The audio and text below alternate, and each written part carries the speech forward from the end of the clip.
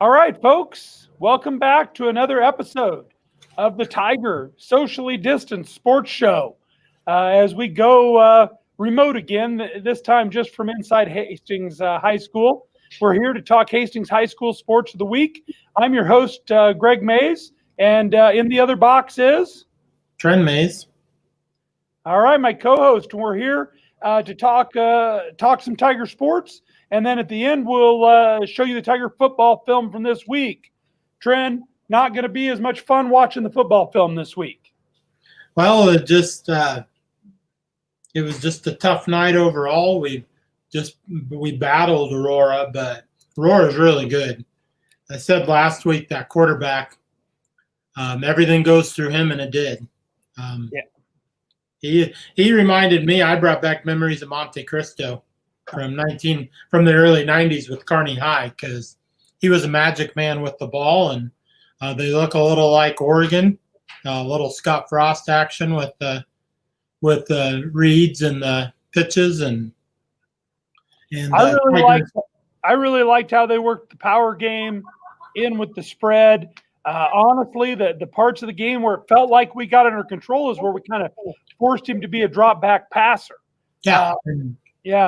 Well, folks, the game ended. The Tigers take their first loss of the year, 55-34, last Friday night at home to Aurora, a team that had lost its first two games of the season, but now has won 5 straight. I think we weren't the only people woke up to Aurora on Friday night.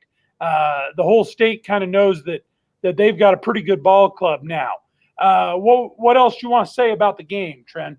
We were right with them. It brought back a lot of memories from the Beatrice game the year before.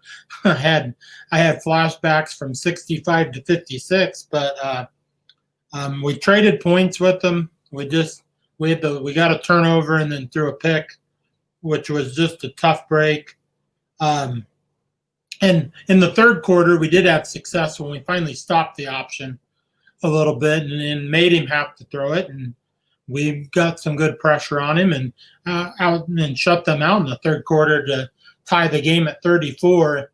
And then they just got the machine going again and ran the game out. Yeah, I thought that was the most impressive part of the Aurora effort, because when the Tigers roared back to 34-34, you thought, okay, here they come. And Aurora took that punch and kept playing. You know, as I was calling the game upstairs, nothing to slight Aurora, great win. But there were about 4 balls that bounced the wrong way for the Tigers. You know, definitely. And we were saying upstairs that if they're going to come in here and beat the number 1 Tigers, they're going to have the bounces go their way. They're going to have to play well and the bounces, and I thought they got both. They got a tip interception. That Cynic, it went off the kid's hands, and they were Johnny on the spot. 1,000-yard guy did a great job. Give some credit to him for his stats as I looked through his article. It was just an offensive game. He had both teams for 835 yards between the two teams, but they had over 500. And everything goes through that QB, and he's legit. So yeah, he did a great job. We'll talk later about what that does to the district. The Tigers have a week off this week, which really injury-wise is a pretty good time. I haven't heard reports on everybody yet. You know, one of the bad bounces we have, Gareth Jones goes up and makes a big-time catch, an amazing play, a play we had to have during that comeback, and he makes the catch and gets hurt coming down. Yeah, that kind of night. It was literally at my feet. I was right there, and I started signaling to the coaches and to the trainer, like, let's get over here because he's hurting. You could hear him groaning, but it was a big boy catch. It was a man catch. Amazing catch. I saw you down there waving over. It actually reminded me of our days in Blue Hill when you were put in charge of the evidence down in that area of the field when we had the plane crash, and you were in charge of protecting the evidence for the state patrol throughout the rest of the playoff game. Actually, I was in charge of keeping the team away from the accident at first, because your assistant coaches kept saying, we got to focus on the headset that you dropped on the ground. So I just stood in front of them And that's when I knew I had a little power inside me because I got 35 kids to stop in their tracks. In my mind, that's CSI Trent Mays. That's that night. CSI Trent Mays. Tate and I were unofficial deputy sheriffs that night. That was the crazy night, and we could spend a whole show on that night. All right. It looks like Tate's bringing the catch up right there. Yeah, an amazing catch. And I haven't seen Gareth or heard. Hopefully he's all right, but he didn't get back to the game. I do know, talking to our favorite linebacker, Blake Davis, that he got good news today. He might not be back for Northwest, but he'll be back this year as we get to playoff time. So that's good news. Musgrave is still healing. Hopefully we see him soon. And that was another thing. Some of the breaks that went against the Tigers were some of the injury breaks, and that's this time of year. Yeah, and then there was also a few snap issues too. We had the fumbled snap and just a high one that went to Sinnix, right? Sinnix had a 37-yard run, which he's come up with man run after man run. He's basically going through the whole 11 players for Aurora, and that was on a 4th down. It was a gutsy 4th down call for a 37-yard I was calling that a Bo Butenbeck type play where you just take the ball and you're going to make something happen. He pulled that ball down. So a lot of good things for the Tigers, and I think a good bye week. Back in February when we first saw this schedule, we're like, oh, do you want a bye week right there? I think it's not a bad spot. Need it right now. Cool, use the break, and then power into the season. Yeah, the best thing is the sun came up the next day, and we just got to get up and dust ourselves off. And Coach said it best, we're not done. There's still things, all the things we want to do this year are still in front of us. Exactly. And we'll talk about playoffs and districts and all those things before we watch the film. But let's go for a minute to some other sports. Volleyball, still going strong, our only indoor fall sport. They've probably been most challenged by the virus, as far as masking up even as they play. And last week, they've had a little time off here, kind of a bye week like football. But last week, they had a triangular with Beatrice and Northwest. They beat Beatrice in straight sets, lost to Northwest in straight sets. And that's just been the story of the volleyball season. They get one and they can't get two. They haven't been able to get rolling and get a streak going. But it's getting to be real time for them. They've got one more regular season match. They're going to Norris, south of Lincoln, the Norris Titans. And Norris is 19-4. I know they've got some great athletes on the softball field and on the volleyball court. I think the Sty girl, you recognize that name, Tren Sty. Yeah. I think she plays volleyball for them. She's a heck of an athlete. They're 19-4. So we'll see if the Tigers can go get some district momentum on that trip to South Lincoln. And then they've got sub-districts, the 26th and 27th. Seating still aren't set, but it still looks like what it's looked like for the past month, that we're going to be heading to Lexington, playing McCook in the first round, then hopefully win that and take on the Minute Maids in round 2 to get to a district final. The girls still have some playoff positioning where they have a chance to make a district final even if they don't win that sub. There's nobody rated in that sub. And so, to me, it's kind of wide open for the picking. Girls golf is completing their season as we speak. In fact, last report I got, Natalie Brandt, our lone golfer out at Scottsbluff in the Class B golf tournament, is in the clubhouse and tied for 39th. That's out of 67 golfers. So a great run by Natalie, and she's still got a chance maybe to move up one spot, maybe two. Just something for the trivia books. I don't know who's leading now, but last time I had checked, through 11 holes of the final round, a girl named Karmazin, a freshman, was leading. She's from Elkhorn North, Trent. She could be the first ever state champion in the history of that school. I don't even know their nickname yet. It's like Wolves or Wolf Pack or something. I think they're the Wolves. The Wolves? Every new school's been picking Wolves lately. It's the trendy pick. Yeah. Trendy pick. All right. Let's see. Let's talk tennis a little bit. The boys tennis team will be finishing up their season this week at State Thursday and Friday. Braden Schramm, we got some big seeding news yesterday. Braden Schramm has been the boys' top tennis player all year. He's really who you want to watch in the brackets at state. Braden is going to play number one singles, which wasn't a done deal. Sometimes in tennis, they do some gamesmanship about who's playing number one and who's playing number two. But Braden's going number one for the Tigers. He got the number 8 seed. There's a couple reasons to like that. He'll see Omaha Gross in the first round. Hopefully somebody he can handle. Record-wise, it looks like a good match for him. And then he'll see either Kearney Catholic or Lexington in the second round. And I believe he's beaten both of those guys. So a nice maybe path for Braden to get to the third round. Braden finished 6th last year in number 2 singles. So he'll be trying to get into the medals in number 1. In that third round, he'd probably run into the Hines kid from McCook, 35-0. Braden has lost to him, but kind of think he's reachable. My in on the coaching staff. You know who that is, Trent? Maybe your wife. I'm not That's sure. my wife. Yep, she thinks Braden's got a chance at that one. So maybe we get him past the third round, or he plays back for the medals. He's our only seeded player. We got some other young guys who are going down for experience. See what state is like. See if they can get a win. See if they can steal a win. So we'll keep an eye on those brackets on Thursday morning. Cross country winding down too. This Thursday, they go to Ogallala to the Crandall Creek Golf Course. You ever played golf at Crandall Creek, Trent? No, I did not. We're not really big golf guys. Golf courses are great places to hold cross country meets as well. Yep. As long as we're not running in them. The Tigers will be competing against Alliance, Gering, Lexington, McCook, Grand Island Northwest, and Scotts Bluff out there. Last year, the Tigers were in a district at Norris, south of Lincoln. So This is a big switch. The girls won the district last year. The boys, inner districts, I think, as healthy as they've been all year. They are rated 5th in the state. The favorite in the district is probably Lexington, who's number 2 in the state. And don't look past Gering, who's number 8. So a great district. If the boys can come out of there with a win, be a huge feather. The girls are number 10. I do not think they are as healthy as we would like them to be.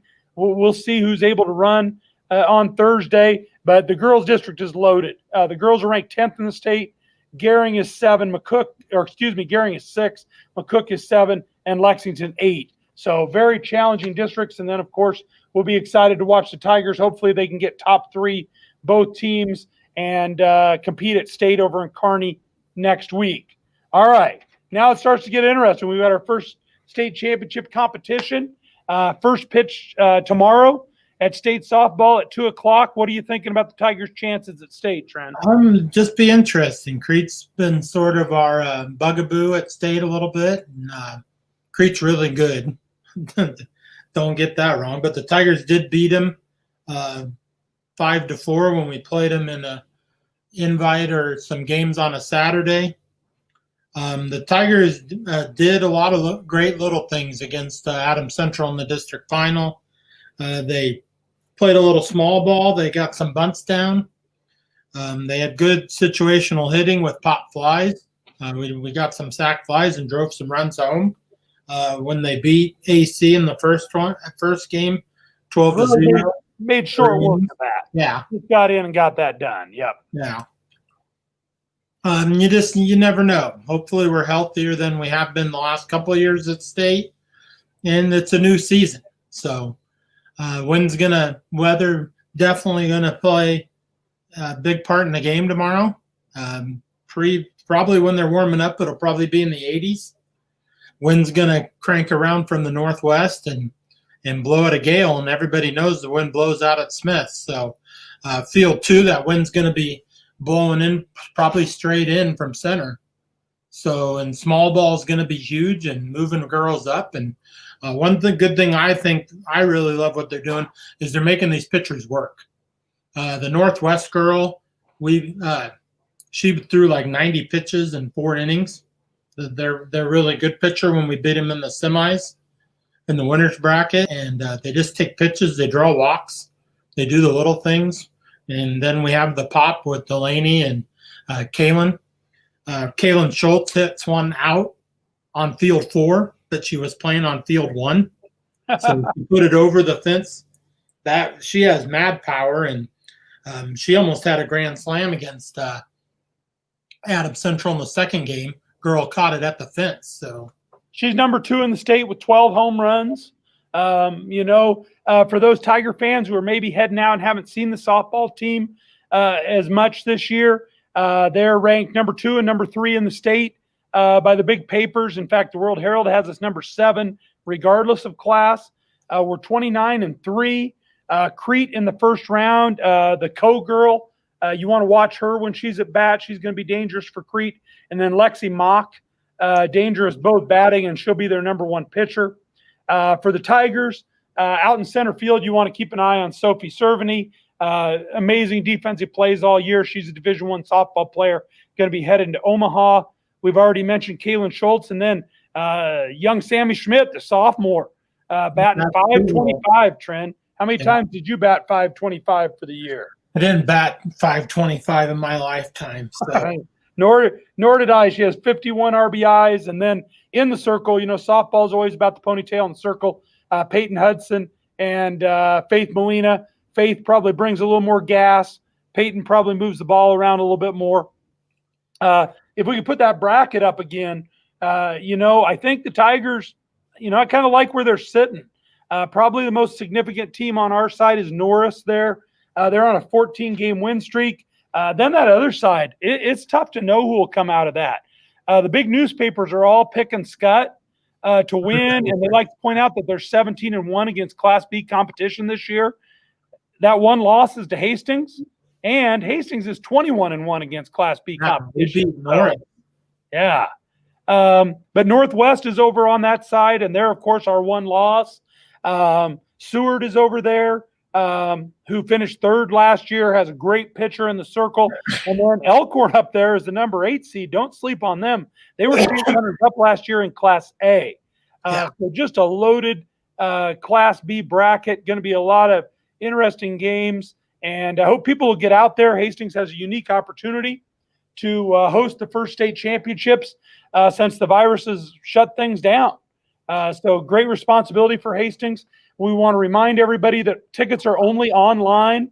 If you go to the NSAA website, they can direct you there. The Hastings website has the link too. You have to buy them, and you have to have them on your phone when you go out there. And then masks are required anywhere you can't social distance. And I don't know about you, Trent, but my past experience at state softball, there's not a lot of room to social distance. No, they're opening up the outfield, the left and right outfield areas between the slow pitch fence and the smaller breakaway fence. So I think that'll be interesting. Hopefully there will be some more room there. And Tigers just need to go take care of business. So they need to hunker down, and we need Molina to throw some strikes and bring the heat. And we'll just see what happens when they put the ball out against Crete. So winning that first game, I mean, it's not the only way. It's not the only way to the top, but it's a lot easier. And then probably see Norris. Who was Norris's last loss against? I would assume it's us. Really? We beat them in the invite. If they so that's about 14 games ago. Pretty close. Let's see that bracket again. What time are second games? I know we're playing 2:00. We play at 7 if they would win. 7 if we win. And then 11:30 if they would lose the next day. Okay, so you're off till the next day. Okay, well, let's win that, and let's have a 7:00 game Wednesday night. That'd be great. Weather going to hold for the tournament? Well, it'll be dry, but it's going to get cold and windy. So they're talking 85, maybe 80 degrees here at noon tomorrow, but then it's going to fall. Travis on Channel 5, they're forecasting maybe 65 when we throw the first pitch. And then it's just going to get colder. That wind's going to blow and flip around from the north. And some of those fields are going to play really big, and some of the fields are going to play really tiny when the wind. And that wind just whips around the building. That wind changes for each field. If you play on field 3, which goes northeast, that wind can whip around that building. And then it did that when the Tigers hosted Crete. There was like a jet stream flying out the right center, and that's where our homers went. All right. Well, we'll watch out for the jet stream. You're showing your age calling that Channel 5 out there still, Trent. Well, it's always Channel 5. I like it. We're just going to stick with that. That's going to be Tiger Sports Show policy, Channel 5. So we'll just see what happens with the wind, and when they put the ball in the circle, Peyton can bring it. I like how she uses Peyton and Faith to mix and match. I talked to Coach Blake a little bit. Fire and ice. Yeah, I talked to Coach Blake and got a good little. I asked him about the wristbands and how he calls the pitches. Faith, they pretty much go with the curveball. She's going to throw the gas. Peyton can place the spots and get the spin working. So it was interesting talk with Coach Blake about just what goes into calling pitches for softball. We've been using those wristbands at my house. We wear them, and I'll call out 134. Hayden looks at her wristband and it says, "Go out and rake the leaves." Or I'll yell out 222 and it says, "Clean your room." It's a really good deal, deal for us. We picked that up from Coach Marquardt. Yeah, but he does a really good job of calling pitches. Faith's just going to bring the pop and the power and try to blow it right by you. Mixon must love. I think he said they love the curveball with Faith. All right. Well, I think I saw going across our screen here a little while ago, not just the game time, but that we're having big send-off. There it is. Big send-off for the softball girls at 11 o'clock. And, I would say to community people who can get off work, get there, and then maybe get out to that game at 2 o'clock, because our students, they're going to be in class still for first 45 minutes of that game. So some of them might be out there getting released, but we could use some crowds. So community members, get on out there. The Tigers' 6th straight state tournament, 3rd time in the last 4 years. We're opening with Crete. We split with them the last 2 times. And then we've been in the Final Four twice, 2001 and 2015. I'd like to see these girls get back in that Final Four, because if they get in there, I think they can win it. And then 6 straight trips to state, which is very impressive, given the changes with the district finals and sub-districts. And some of us will be busy at 11 o'clock. We will be watching kids wash cars. Yep, I'm going to be busy too. I'm giving a test. That was a bad plan, wasn't it? We could have taken a field trip. All right. Well, softball wise, just good luck to the girls and get after them. I got to say, I'm not making any predictions, but I feel good. I feel good about it. I'm just going to say that. So not going to talk about football? Yeah, let's talk football. Oh. All right. Where does it put the Tigers in the district now with that loss? Well, they're sitting second with GN Northwest. It's just a little bungled right there. Obviously, Aurora's in the driver's seat. They played GN Northwest on Friday. Yeah. So our buddies at Aurora Strive will have that game. I will definitely be tuned in to watching that. Ground Northwest at Aurora. Yeah. Aurora's in the driver's seat, like you said, the catbird seat, as I like to say, at 2-0. Northwest is just 1-0 because they didn't play last week. York game got canceled. Yeah, that's true. So here's the scenario Tiger fans want.